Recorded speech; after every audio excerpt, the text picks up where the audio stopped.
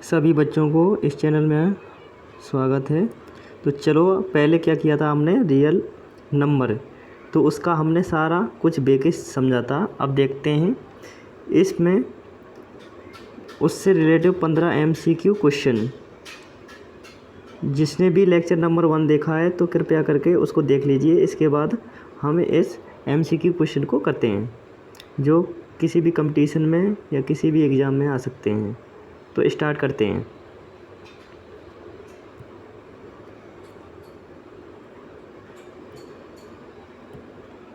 Question number पहला है, निम्न में परमेय संख्या कौन सी है। हमें ये पहचानना है कि इसमें से परमेय संख्या कौन सी है।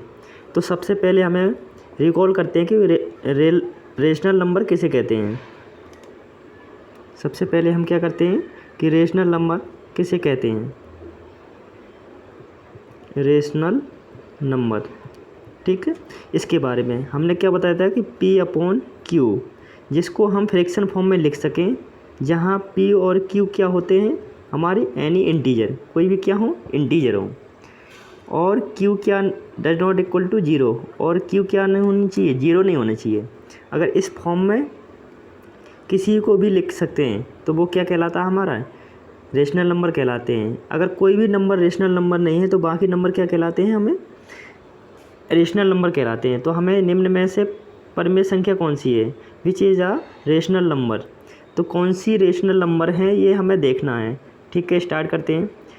√2 हमें पता है क्या होती है, रेशनल नंबर होती है, सॉरी इरेशनल नंबर होता है। √3 इरेशनल नंबर होता है। √5 इरेशनल नंबर होता है, ठीक है। अब हमें देखना है ये 16, √16। तो 16 इक्वल टू क्या होता है, परफेक्ट रूट निकल आता है इसका, तो कितना हो जाता है, 4। 4 क्या है, एक रेशनल नंबर है। देखते हैं, 4/1 लिख सकते हैं इसको, जहाँ P/Q के फॉर्म में लिख दिया हमने। P कितना हो गया, 4 हो गया, और Q कितना हो गया हमारा, 1 हो गया। इसका मतलब क्या है, 4 और 1 क्या है, दोनों इंटीजर हैं। P और Q क्या होनी चाहिए, दोनों इंटीजर होनी चाहिए ना। तो हमारे इंटीजर भी है, और नीचे Q does not equal to 0, तो नीचे क्या है, 0 भी नहीं है। तो ये हमारा क्या हो जाएगा, रेशनल नंबर, और बाकी क्या हो जाएंगे, इरेशनल नंबर। इसका मतलब क्या है, इनको हम P/Q में नहीं लिख सकते, does not equal to P/Q। इसको भी does not equal to P/Q, ठीक है। समझ में आए, इन दोनों तीनों को क्या है, हम P/Q के रूप में नहीं लिख सकते। या मैंने एक बताया था कि इरेशनल नंबर किसे कहते हैं। तो सबसे पहले बताया था प्राइम नंबर, वो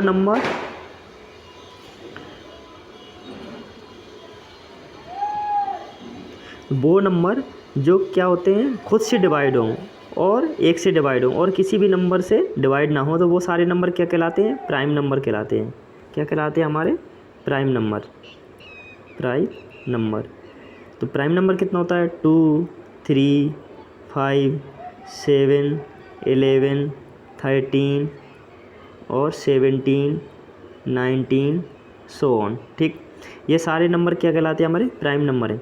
अगर किसी भी प्राइम नंबर में रूट चढ़ा दिया जाए, रूट लगा दिया जाए, तो वो सारे नंबर क्या होते हैं, हमारे इरेशनल नंबर। क्या कहलाते हैं, इरेशनल नंबर। तो इसका मतलब क्या है, इनको हम क्या है, P/Q के फॉर्म में नहीं लिख सकते। इसका मतलब इसका परफेक्ट √2 की बात करें, इसका भी क्या है, परफेक्ट रूट नहीं निकल पाएगा। √2 का भी क्या है, परफेक्ट रूट नहीं निकल पाएगा। इसलिए हम, जब परफेक्ट रूट नहीं निकलेगा, इसलिए हम किसको क्या है, P/Q के फॉर्म में नहीं लिख सकते। इसलिए कि ये सारे नंबर क्या कहलाते हैं, हमारे इरेशनल नंबर।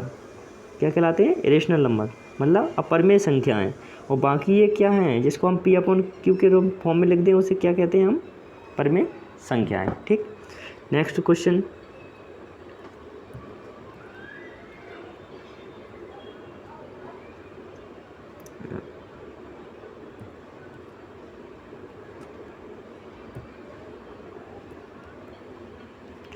चलो दूसरा क्वेश्चन देखते हैं। निम्न में अपरमेय संख्या कौन सी है। अब इसमें से देखना अपरमेय संख्या की कौन सी है। तो मैंने बताया था जिसको P/Q में लिखा सकें तो वो तो हमारी परमेय कहलाती हैं। तो देखो 3/4,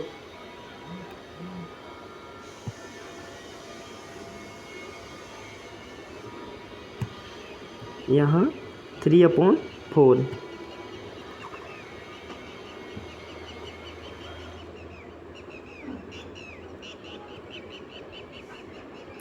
3/4 क्या है, ये रेशनल नंबर है। दूसरा है 1/2, ये भी P/Q के फॉर्म में लिखा हुआ है, तो ये भी क्या है, रेशनल नंबर है। 0 को 0/1 लिख सकते हैं, ये भी क्या हो गया हमारा, रेशनल नंबर हो गया, क्योंकि P और Q क्या है, इंटीजर हैं दोनों, 0 और 1 क्या है, दोनों इंटीजर हैं, और Q does not equal to 0 नहीं है। अब इनफाइनाइट, ठीक है, इनफाइनाइट ये क्या है, इसको हम क्या P/Q के फॉर्म में नहीं लिख सकते। इनफाइनाइट को किस, इसका ये साइन होता है इनफाइनाइट का, ठीक है, इनफाइनाइट का क्या होता है, ये साइन होता है। अगर कोई भी नंबर इनफाइनाइट है तो इनफाइनाइट को हम तो P/Q में नहीं लिख सकते ना, तो ये क्या हो जाएगा हमारा, रेशनल नंबर, क्या कहलाएगा, ये रेशनल नंबर, ठीक है। और बाकी ये सारे क्या थे, हमारे रेशनल नंबर थे। तो इसमें क्या है, निम्न में कौन सा अपर में संख्या है, कौन सी अपर में संख्या है, तो कौन सी अपर में संख्या है, 4। ये इनफाइनाइट क्या है, हमारी अपर में संख्या है। नेक्स्ट क्वेश्चन चलते हैं, क्वेश्चन नंबर 3, निम्न में अपर में संख्या कौन सी है, मतलब इरेशनल नंबर कौन सा है, find the irrational number. Irrational number कौन सा है, इरेशनल नंबर, तो इरेशनल नंबर कौन सा है ये देखना है। तो 3/4 ये तो रेशनल हो गया। अब इसकी बात करते हैं 1.333 सो ऑन, मतलब क्या 1 पॉइंट डेसिमल के बाद जो 3 है क्या है, बार बार रिपीट हो रहा है। हमें ये चेक करना है क्या ये रेशनल है या रेशनल। तो सपोज हमने इसको x मान लिया, ये क्या है, एक रेशनल नंबर है। अगर डेसिमल के बाद कोई भी नंबर रिपीटेड हो रहा है तो वो नंबर क्या कहलाता है, हमारा रेशनल नंबर कहलाता है। देखते हैं कैसे, किसके हम P/Q के फॉर्म में कैसे लिख सकते हैं। सपोज x बराबर माना हमने 1.33 डॉट डॉट सो ऑन, ये मान लिया, ठीक। अब कौन सा नंबर एक डिजिट है जो बार बार रिपीट हो रहा है, वो क्या है, 3 डिजिट जब बार बार रिपीट हो रहा है, इसका मतलब है क्या, हम 10 का मल्टीप्लाई करते हैं, 10x इसमें करेंगे तो 13.33 डॉट सो ऑन, ऐसा हो जाएगा। 10x इक्वल टू, अब इसको मैं क्या लिख सकता हूँ, 1.33 डॉट डॉट प्लस यहाँ कितना लग जाएगा, 12, ऐसा लिख सकता हूँ ना। 13.333 डॉट डॉट को क्या लिख सकते हो, 1.33 डॉट डॉट, तो 10x इक्वल टू, ये क्या माना था हमने स्टार्टिंग में, इसको माना था मैंने x माना था, इसकी जगह मैं सबकी जगह क्या रख दूँगा, x रख दिया, प्लस के 12। अब x को इस तरफ लेके आऊँगा तो 10x माइनस का x इक्वल टू कितना हो जाएगा, 12। 10x में x जाएगा तो कितना बचेगा, 9x इक्वल टू कितना हो जाएगा, 12। x इज 12/9, 3 से डिवाइड करो इसमें, 3 4 जा 12 और 3 3 जा 9, तो ये कितना हो जाएगा, x इक्वल टू 4/3। तो ये क्या लिखा हुआ, ये लिखा हुआ 4/3।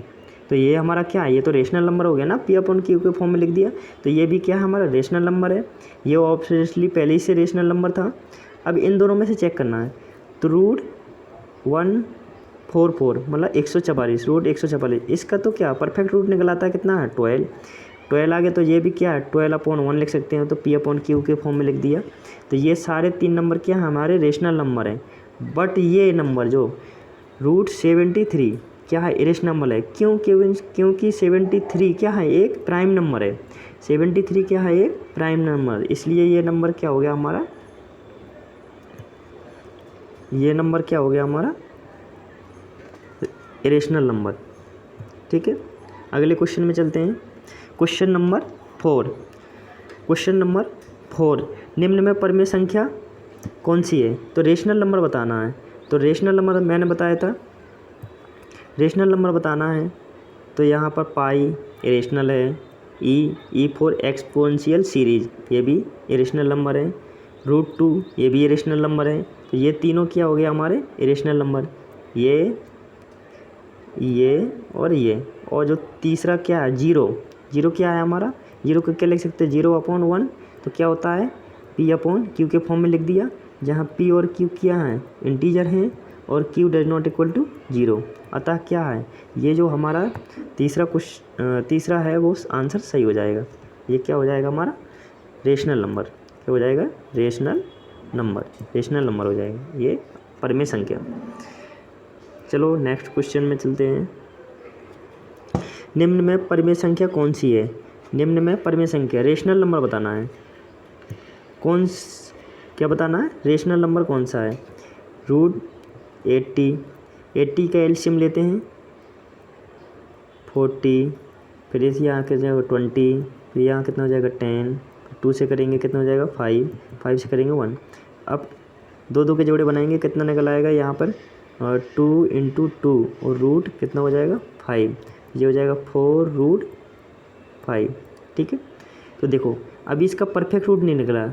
रूट के अंदर कितना है? एक क्या मिल गया हमारा? प्राइम नंबर मिल गया। रूट के अंदर कोई क्या मिल गया? Prime number. तो ये क्या हो गया हमारा? रेशनल नंबर हो गया। सॉरी ये क्या हो गया? Irrational number. क्या हो गया? Irrational number. जब ये इरेशनल है, अगर किसी भी इरेशनल नंबर में हम किसी भी नंबर का मल्टीप्लाई करेंगे तो वो क्या रहेगा? इरेशनल नंबर रहेंगे। तो पहला क्या हो गया? Irrational number.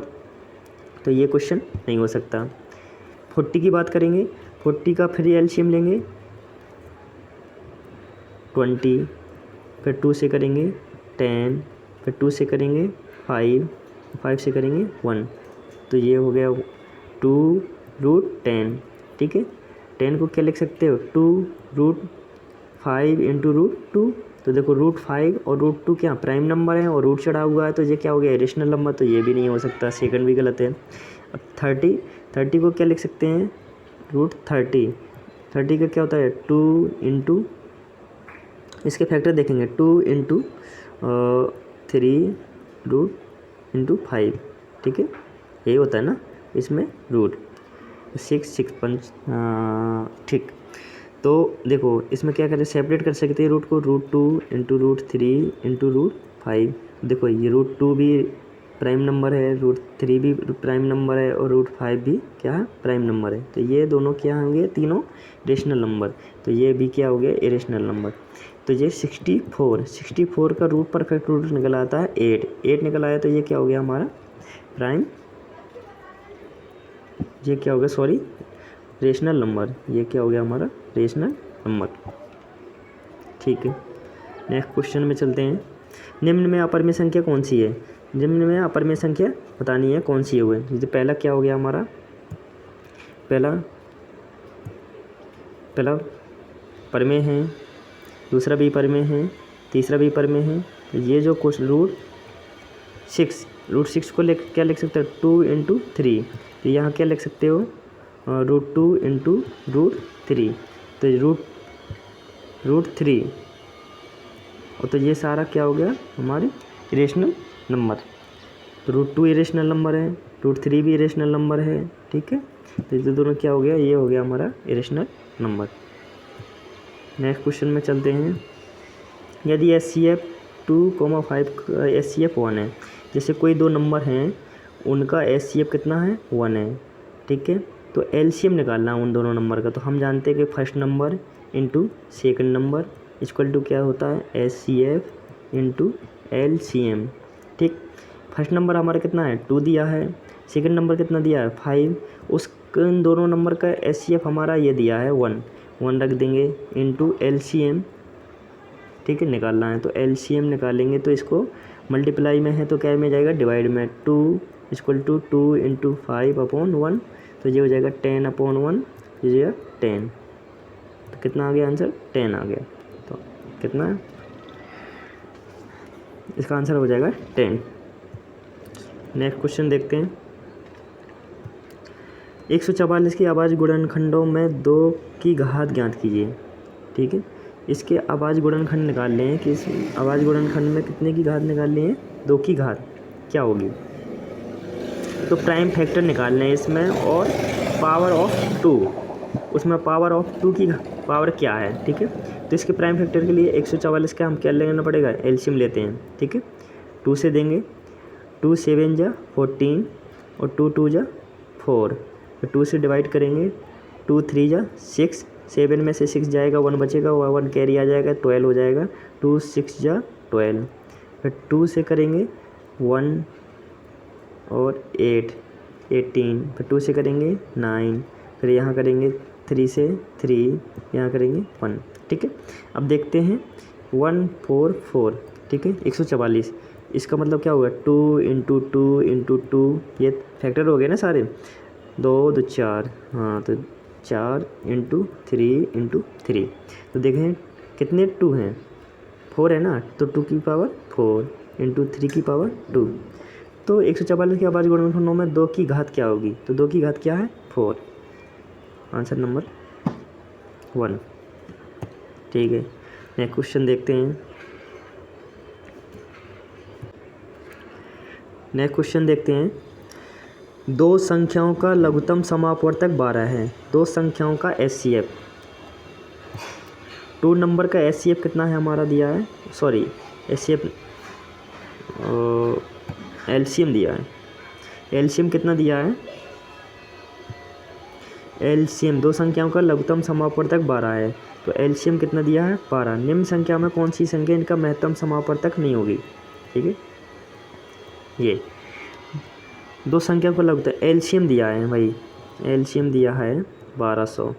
सपोज A और B 2 नंबर थे, उसका LCM कितना हो गया हमारा 1200 है, तो HCF नहीं होगी, कौन सी संख्या वो HCF नहीं हो सकती है, तो ये याद रखना HCF मीन्स क्या होता है, हाईएस्ट कॉमन फैक्टर, तो हाईएस्ट तो वो सबसे बड़ा नंबर जो क्या हो, दोनों नंबरों में क्या है कॉमन है, A और B में क्या है वो कॉमन है, वो क्या होता है जो दोनों में क्या होता है कॉमन होता है। जब दोनों में कॉमन होगा तो इसका मतलब क्या होगा, जैसे मान लो कोई नंबर x है, कोई नंबर यहाँ x है, ठीक है, x इसमें है x इसमें है, इन दोनों का क्या हाईएस्ट नंबर है जो क्या है इसमें दोनों में क्या है कॉमन है, तो ये क्या होगा हमारा HCF, ठीक है।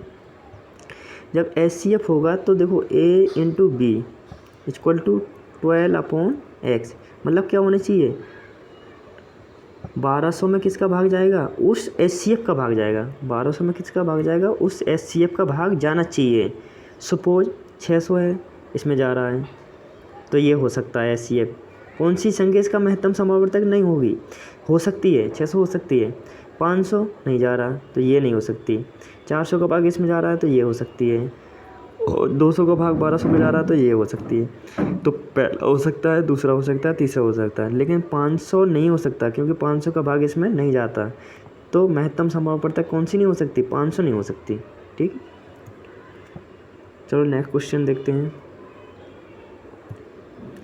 95 तथा 152 का महत्तम समावर्तक HCF है, ठीक है, तो 95 तथा 152 का महत्तम समावर्तक HCF क्या है, ठीक है, तो 95 का कर लेंगे, LCM ले लो, 5 से दे दो क्योंकि 5 डिजिट 5 पीछे है तो 5 से जाएगा 1, 5 1 जा 5, तो 9 में से 5 जाएगा 4 बचा 49, और 5 9 जा 40, तो ये हो जाएगा 19 1, ठीक है।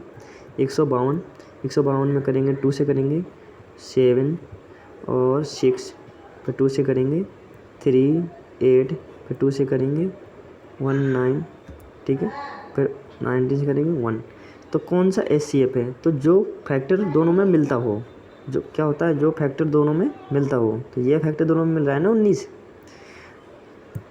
ये फैक्टर क्या मिल रहा है दोनों में 19 क्या है मिल रहा है, HCF क्या है common factor, highest common factor, तो हाईएस्ट कॉमन फैक्टर कौन सा 19 ही है ना, 19 जो दोनों में मिल रहा है, तो ये HCF क्या हो जाएगा 19, ये HCF कितना हो जाएगा 19, ठीक है। अगर इस क्वेश्चन को दूसरी विधि से देखना हो तो दूसरी मेथड से भी है, ठीक है, डिवीजन मेथड से, हम डिवीजन मेथड से भी इसको देख सकते हैं, देखते हैं कैसे, ठीक। डिवीजन मेथड से हमें इसका HCF निकालना है, तो क्या करेंगे, छोटे नंबर का डिवाइड किस में करते हैं, छोटे नंबर का डिवाइड किस में करते हैं 152 में, ठीक है, तो एक बार जाएगा 12 में से 5 गया 7, यहाँ बचा 4 में 4 से 9 नहीं जाएगा 1 ले ली कैरी, 14 में से 9 गया 5, ठीक है, फिर 95 देंगे 1 बार जाएगा 57 आ गया यहाँ पर, और 15 में से 7 गया 8, और 8 में से 5 गया 3 38 का भाग देंगे 57 में, एक बार जाएगा 38, 17 में से 8 गया 9, ये 1 19 का भाग दिया फिर 38 में, तो ये 19 दूनी 38, ठीक है। तो कितने से HCF लास्ट में डिवीज़न पूरा डिवीज़न किससे गया 19 से, तो 19 क्या आ गया हमारा HCF, ठीक है। तो ये 19 इससे भी लगा सकते हैं, ये 19 आंसर आएगा। नेक्स्ट क्वेश्चन देखते हैं। 196 की आवाज़ गुणनखंडों की घातों का योगफल ज्ञात कीजिए, ठीक है। 196 इसका एलसीएम ले लेके, क्योंकि प्राइम फैक्टर निकालना है ना हमें। सबसे पहले प्राइम फैक्टर निकालेंगे, फिर उसकी पावर का एडिशन क्या होगा। 2 से करेंगे तो कितना हो जाएगा 9 8, फिर 2 से करेंगे 4 9, फिर 7 से करेंगे 7, फिर 7 से करेंगे 1, ठीक है। तो 196, तो ये जो हो गया 2 की पावर 2, मतलब 2 है ना, 2 क्या है 2 बार आया है, तो 2 की पावर 2, और 7 कितने बार आया है 2 बार। तो पावर का एडिशन ऑफ पावर, तो कितना हो जाएगा 2 + 2, तो कितना हो गया 4 हो गया। आंसर कितना आ गया हमारा 4, ठीक है। आगे चलते हैं। अगला क्वेश्चन, यदि 26 और 169 का महत्तम समापवर्तक HCF 13 है, ठीक है। तो 26 और 169 का एलसीएम क्या होगा, ये क्या होगा, एलसीएम निकालना है। तो देखो हमें पता है क्या, first number into second number equal to LCM into HCF, ठीक है। तो फर्स्ट नंबर कितना था 26 था, सेकेंड नंबर था 169 इक्वल टू एलसीएम हमें चाहिए, और HCF दिया है हमारा 13 रख दिया। तो एलसीएम निकालना है, तो ये डिवाइड में आ जाएगा, तो 26 इंटू 169 अपॉन 13 दूनी 26, 2 का मल्टीप्लाई 169 में करें, 9 दूनी 18, 2 के 12 1 13, 1 हासिल, 2 1 2 1 3, 138। तो आंसर कितना आ गया 138। तीसरा क्वेश्चन, तीसरा आंसर सही है। चलो नेक्स्ट क्वेश्चन देखते हैं। यदि A तथा 18 का लघुत्तम दो नंबर हैं, A तथा 18 का लघुत्तम समापवर्तक कितना है। तो A और 18 का महत्तम समापवर्तक 2 है, तो A का मान ज्ञात कीजिए, ठीक है। निकालते हैं, first number into second number हम जानते हैं इक्वल टू क्या होना चाहिए, एलसीएम इंटू HCF होता है, ठीक है। फर्स्ट नंबर कितना हो गया A हो गया, इंटू सेकेंड नंबर कितना हो गया 18 हो गया, इक्वल टू एलसीएम हमारा कितना दिया 36 दिया है इसका, ये एलसीएम दिया है ना दोनों नंबरों का एलसीएम, इंटू और HCF दिया है इसका 2, दोनों नंबरों का HCF दिया है 2। A की वैल्यू चाहिए हमारे, तो ये डिवाइड में चला जाएगा, तो 36 इंटू 2 अपॉन 18, तो 18 दूनी 36, 2 दूनी 4, तो A इक्वल टू क्या आ गया 4, तो A इक्वल टू कितना आ गया 4 आ गया। तीसरा आंसर सही है, ठीक है। नेक्स्ट क्वेश्चन चलते हैं। ये दिया है नंबर 3.27272727 ... एक पूर्णांक संख्या है, एक परिमेय संख्या है, एक प्राकृतिक संख्या है, एक अपरिमेय संख्या है, ठीक है। पूर्णांक मीन्स क्या है, इंटीजर है, परिमेय इज रेशनल है, और प्राकृतिक संख्या मतलब नेचुरल नंबर है, और ये अपरिमेय क्या है, इरेशनल नंबर है, ठीक है। ये प्रूव करना है कि इसमें से क्या है ये नंबर। तो मैंने बताया ये बेसिकली, तो मैंने बताया कोई भी नंबर बार बार रिपीटेड हो रहा है तो वो क्या हो जाएगी, एक परिमेय संख्या होती है, लेकिन देखते हैं कैसे होगी। तो इसमें 27 क्या होता है, बार बार रिपीट हो रहा है, तो x इक्वल टू मैंने इसको मान लिया 3.2727 ... सो ऑन ऐसा माना। अब इसमें 2 डिजिट नंबर हैं जो बार बार रिपीट हो रहे हैं, इसलिए हमें किसका मल्टीप्लाई करना पड़ेगा 100 का। तो 100 का मैं दोनों साइड मल्टीप्लाई कर देता हूँ, ठीक है। तो यहाँ कितना हो जाएगा 327.27 सो ऑन, ठीक है। तो ये हो जाएगा 100x इक्वल टू, इसको लिख सकता हूँ मैं 3.2727 ... प्लस, अब इसमें से कितना घटाना पड़ेगा मुझे 324, सॉरी घटाना नहीं है, ऐड करना पड़ेगा 324, क्योंकि 327 बनाना है ना मैं। तो 3.2727 ... ये हो गया, तो 3 इसमें से मैंने 3 घटा दिए तो कितना बचा 324। तो इसका मतलब है 324 हमने ऐड कर दिया इसमें।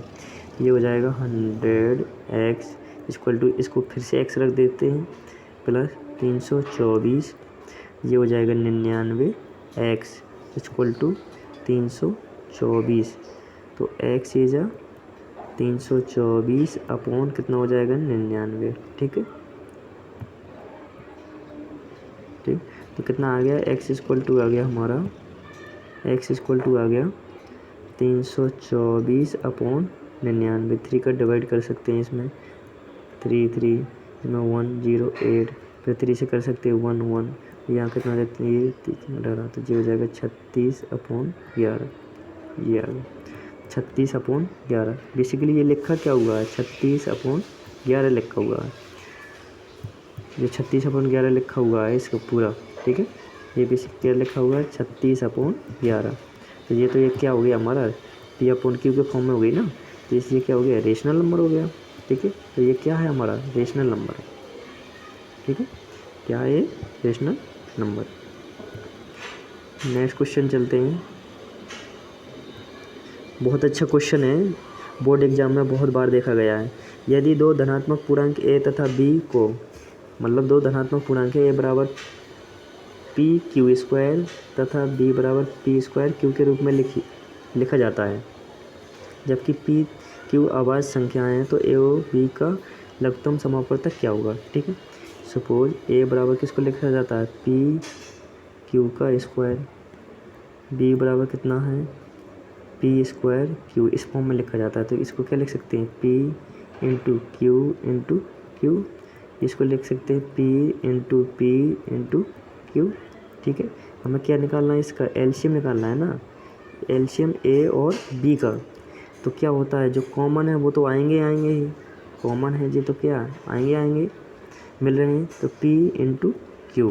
ठीक है, अब जो जोड़े छूट गए हैं तो कितना छूट गया p छूट गया, फिर क्या छूट गया q छूट गया। देखो कितना हो गया